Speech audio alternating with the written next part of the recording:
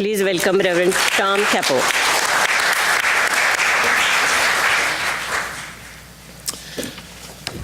Blessings all. As she mentioned, I'm Reverend Tom Capo from DuPage Unitarian Universalist Church in Naperville. That's where I serve now. I thought before I talked about the art of forgiveness, it might be useful to get some perspective on what Unitarian Universalism is, because most people don't know what that is. We believe that each person is on their own individual spiritual journey, and that there are many paths, not unlike the temple here. We believe that all faiths have some truth. My stole I'm wearing presently has images of all different of the major religions. Now, Unitarian Universalist congregations affirm and promote values. They don't affirm a certain text or religion. It began as a Christologically based faith, but over time has become a more universal faith. But there are values that guide us, like the belief that each person has worth and dignity, that we are called to accept one another and encourage each person to spiritual growth, that we're called to work for peace and justice in the world, and that we affirm and promote the interdependent web of all existence of which we are a part. But we do draw on various traditions and experiences for our own faith journey. We draw on the direct experience of that transcendent mystery and wonder that's existing in all cultures, which moves us from to a renewal of the spirit and an openness to the forces that create and uphold life. We also turn to prophetic men and women in the world who confront powers and structures of evil with justice and compassion and the transforming power of love. We also turn to the world's religions, which inspire us spiritually and ethically. And we turn to Jewish and Christian teachings, which call us to respond to God's love by loving our neighbors as ourselves.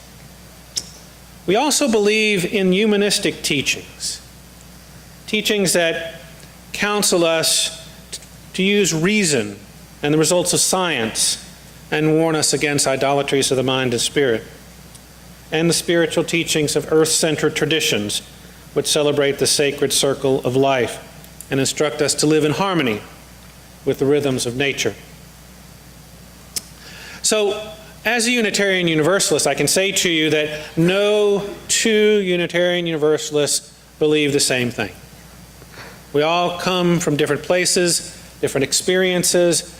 We all draw from one or more of these traditions on our journey. And some may draw from one of these traditions for a while, and then something happens in their life. A pain, a hurt, a trauma. And it may be that one of these traditions offers them a path to healing and renewal. What I say to people when they say, well, if you're a Unitarian Universalist, you can believe whatever you want, I say, no, that's not true. I say, what we try to do is encourage people to look into their deepest selves, their heart of hearts, to find what is true for them and to live that truth in the world. And then to come back to us and tell us how that worked for you, so we can share with each other not only what we believe, but how that belief is working in the world. So when it comes to forgiveness, which we're talking about today, as a faith, we don't look for forgiveness in an afterlife. We look for forgiveness in this life, in the here and now. Our tradition, even back in the 19th century, looked toward forgiveness in the here and now. One of our forebears from the 19th century was Hosea Ballou. He was a Universalist minister. And he described sin as the violation of a law which exists in the mind and heart, which law is imperfect knowledge men have of the moral good. Another way to say that is, if you are living inconsistent with your deepest held belief, That's sin. And part of sin is resentment and anger. And that could be resentment toward yourself or someone else, or anger toward yourself or someone else. And he went on to say that salvation is the deliverance from sin and its consequences, not again in some future afterlife, but in the here and now.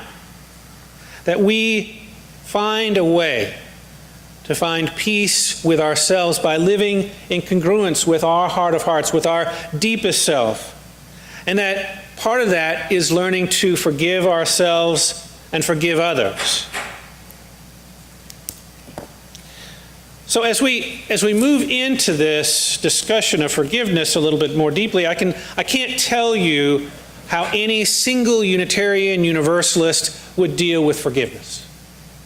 So what I'm going to do today is talk a little bit about how I dealt with forgiveness, and then to extrapolate a little bit, if you would, how other people who are Unitarian Universalists might.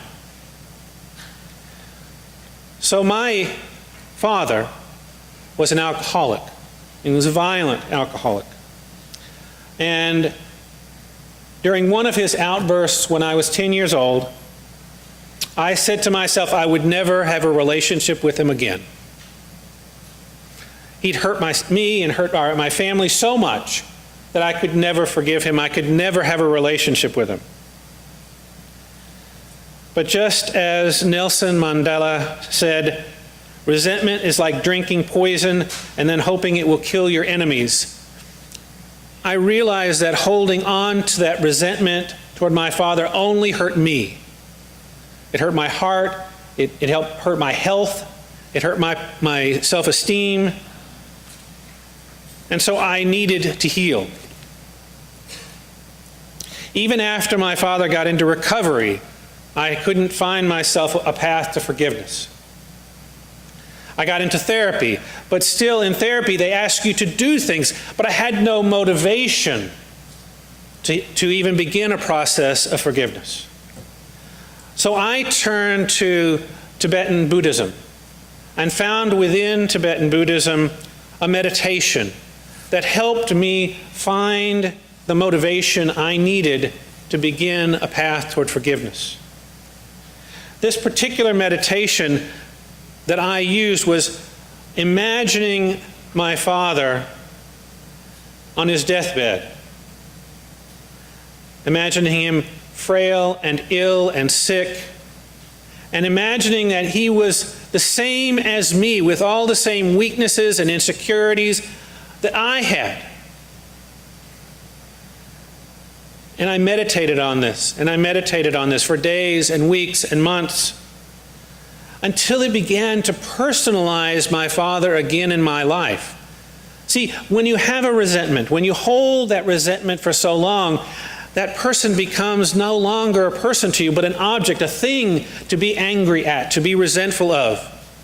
And until I could see him as a person again, I could not begin that process of forgiveness. In addition, after I got to that place where I felt I could forgive him, I began using some strategies from science and psychotherapy that helped me continue on this path. Forgiveness is not something that happens right away. It's a process that can even happen over a lifetime. Or for me, it was over years and years. One other belief I have, I tend to call myself a Buddhist, theist, Unitarian Universalist, and humanist too. I would be humanist too. One of the beliefs I have from my theist roots is that I believe that this universe is a very generous place. It's a loving, creative, life-affirming universe that gives us many opportunities to heal, to find wholeness in ourselves, to live in congruence with our own hearts. And so it was with me that I kept my heart open even as I continued to work toward forgiveness. And there became a time when my father was in a place where he wanted forgiveness for me, and I wanted to offer him forgiveness and we wanted to reconcile. The only reason I believe that that happened is not because I was working on forgiveness, but also because I believe the generous universe would offer me that opportunity. I didn't push for it. I didn't try to make it happen. I opened myself up so that it could happen. Forgiveness, at least from my perspective, is a process of healing the heart and living with congruence inside yourself and living in congruence with how you experience and live in the world. Reconciliation, like my father and I had, is not necessarily part of forgiveness. But you must have forgiveness in order to be ready to reconcile. I believe you can't take that step with another person to reconcile until you have peace in your own heart, until you've forgiven yourself and that other person for all that's happened over the years. This is just one example. Each Unitarian Universalist will find their own path toward forgiveness, making use of strategies from different world religions, from Christian and Jewish teachings, from humanistic teachings, from science. They'll find a path using the strategies that are available.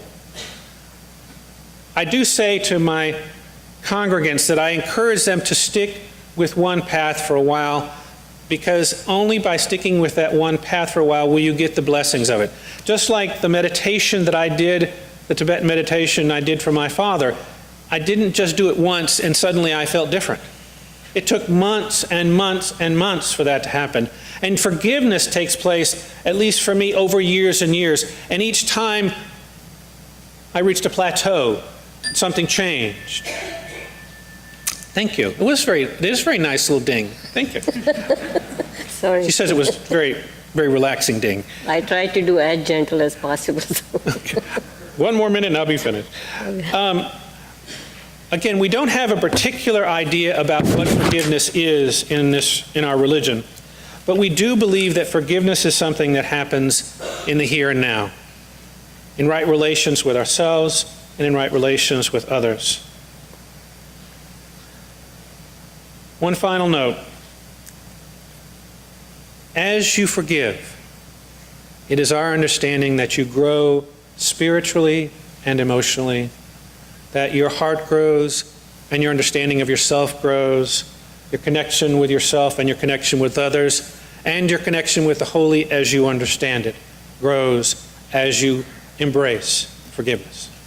Thank you.